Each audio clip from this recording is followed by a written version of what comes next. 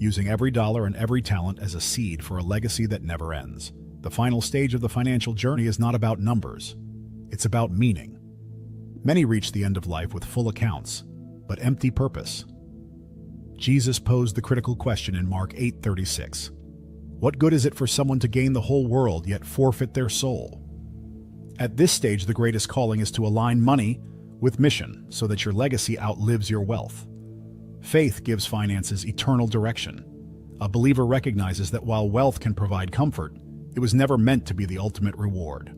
Money is simply a tool God entrusts to us for a season. Psalm 24:1 reminds us, "The earth is the Lord's, and everything in it."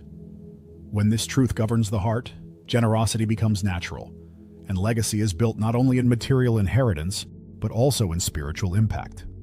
Practically, this means shifting focus from accumulation to intentional distribution.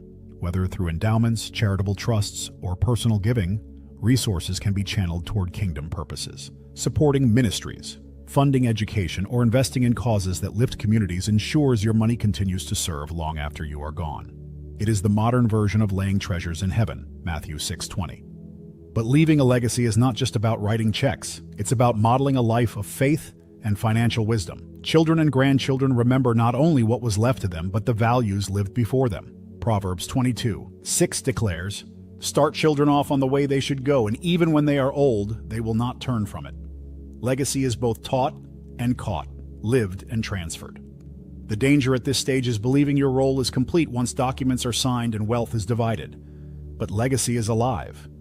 It's in the testimonies you share, the prayers you sow, the guidance you offer. Like Paul mentoring Timothy, your words and example can ripple across generations, shaping not only finances but faith itself.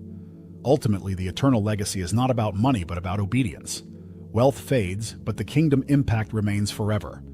A faithful steward ensures that every resource, whether large or small, is aligned with God's greater story.